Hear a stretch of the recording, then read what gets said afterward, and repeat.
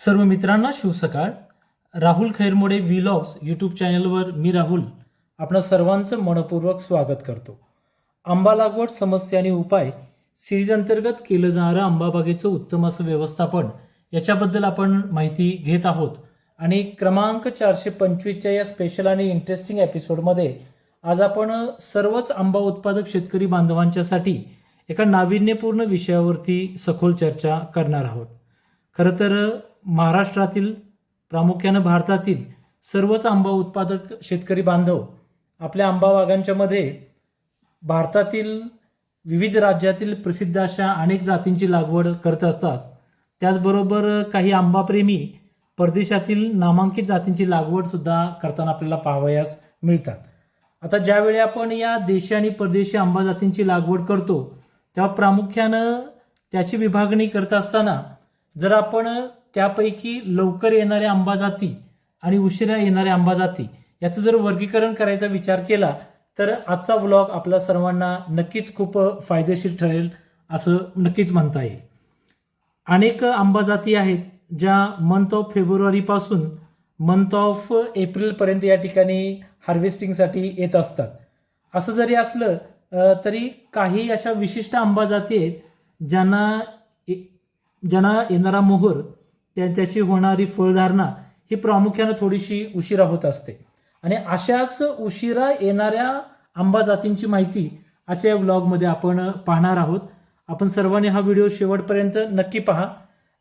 जे व्ह्युअर्स नव्यानं आपल्या चॅनलवर आता हे पाहत आहेत तरी आपण सर्वांनी या ठिकाणी आपल्या चॅनलला सबस्क्राईब करा की जेणेकरून आपण आंबा लागवड विषयक जी माहिती आपण नियमितपणे देत असतो ती आपणापर्यंत नक्की पोहोचू शकेल.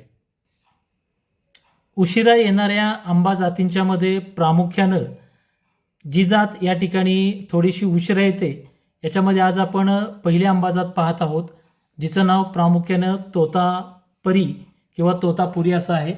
आपण स्क्रीनवरती पाहू शकता थोडीशी लांबट आकाराची असणारं हे फळ आणि खालील बाजूला थोडंसं निमुळतं होतं.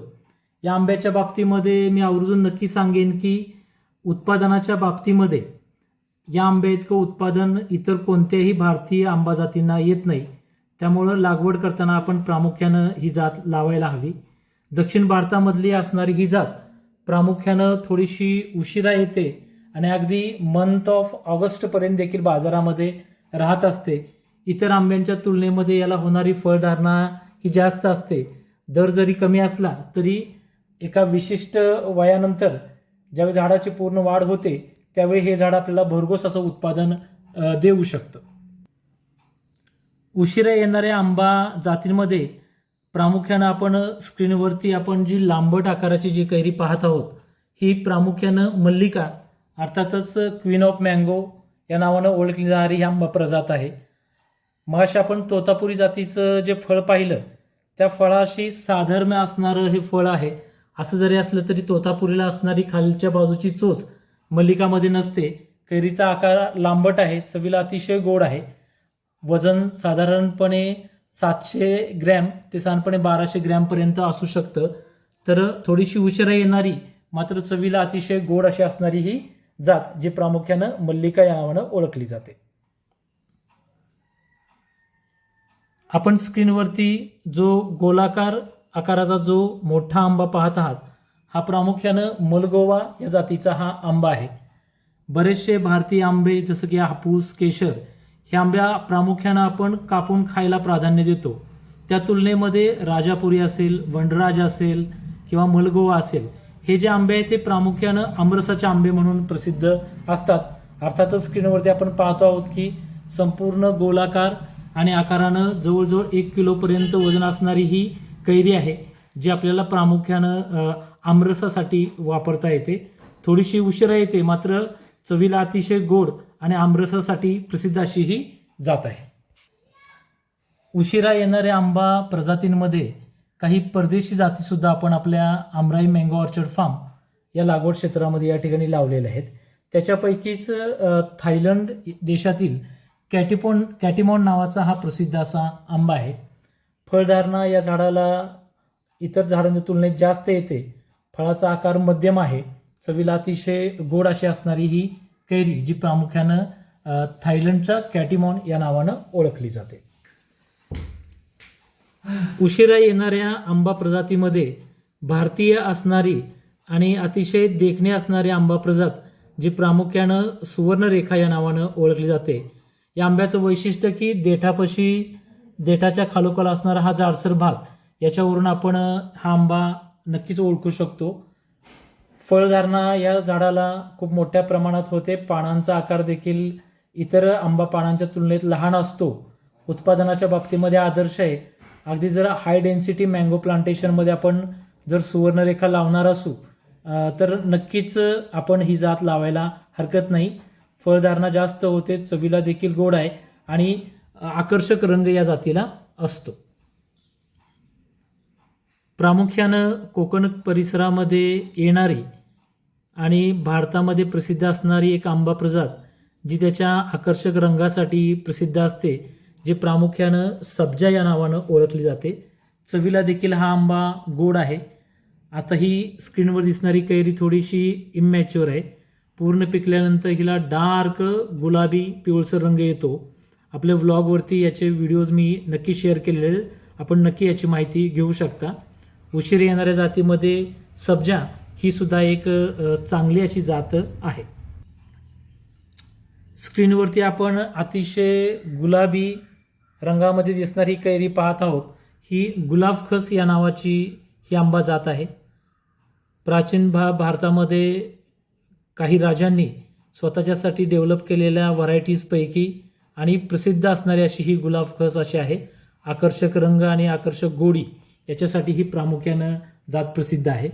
याच्याबरोबरच आपल्या भारतामध्ये प्रसिद्ध असणारी दशेरी आणि नीलमचा संकर करून तयार केलेली आम्रपाली ह्या जातीसुद्धा इतर आंबा जातींच्या तुलनेमध्ये या ठिकाणी थोड्याशा उशिरा येत असतात. आणि मग ह्या लेट बेअरिंग असणाऱ्या जातीपैकी आम्रपाली अतिशय उत्पादन जास्त देते. चवीला आंबा अतिशय गोड आहे, आकार लांबट आहे. हा मूळचा दशेरीपासून या ठिकाणी तयार केलेली ही जात आहे. तर या जाती आपण आपल्या बागेमध्ये लावत जरी असलो, जरी थोड्याशा उशिरा येत असल्या तरीसुद्धा या ठिकाणी तिच्या चवीच्यामध्ये ते खूप आदर्श आहेत. दुसरे आपण समोर जी कैरी पिवळसर रंगाची पाहत आहोत, हा प्रामुख्यानं मिश्रीदान नावाचा हा आंबा आहे. फळ लहान आकाराचं असलं तरी चवीला खूप गोड आहे. याचबरोबर आपल्या आमराई मँगो ऑर्चर्ड फार्ममध्ये आपण या ठिकाणी गोव्याचा प्रसिद्ध असणारा किंवा गोव्याचा राजा म्हणून ओळखला जाणारा गोवा माणकुरात हा आंबासुद्धा या ठिकाणी आपल्या लागवड क्षेत्रामध्ये लावलेला आहे. या आणि अशासारख्या काही नामांकित जाती आपण आपल्या क्षेत्रामध्ये लावलेल्या आहेत. आंबा साधारणपणे फेब्रुवारीपासून साधारणपणे जूनपर्यंत मार्केटमध्ये असतो. थोड्याशा उशिरा जरी येत असल्या तरी चवीला खूप आदर्श असतात आणि या जाती आपण आपल्या लागवड क्षेत्रामध्ये लावल्या तर नक्कीच थोड्या उशिरा जरी येत असल्या तरीसुद्धा या ठिकाणी नक्कीच त्या खूप फायदेशीर असू शकतात. हापूस आणि नीलम यांच्या संकरापासून तयार केलेली रत्ना जात सुद्धा काही ठिकाणी थोडीशी उशिरा येते. मात्र उशिरा जरी येत असली तरी तिच्या असणाऱ्या अवीट गोडीसाठी ती प्रामुख्यानं प्रसिद्धीला आलेली आहे. तर रत्ना ही सुद्धा एक चांगली जात आहे. या आणि अशासारख्या जाती ज्या उशिरा येतात, म्हणजे अर्ली बेअरिंगमध्ये थोडीशी फळधारणा लवकर होते आणि लेट बेअरिंगमध्ये फळधारणा थोडीशी उशिरा होत असते. मग अशा परिस्थितीमध्ये उशिरा जरी येत असले तरी त्याच्या गुणवत्तेनुसार ही फळं बाजारामध्ये अतिशय चांगल्या दरानं सुद्धा विकली जाऊ शकतात. आजच्या छोट्याशा व्लॉगमध्ये आपण भारतीय आणि विदेशी थोड्याशा लेट बिअरिंग असणाऱ्या आंबा जातींची माहिती द्यायचा प्रयत्न केला आहे. मी आशा करतो आपणा सर्वांना हा व्लॉग नक्की आवडला असेल. धन्यवाद.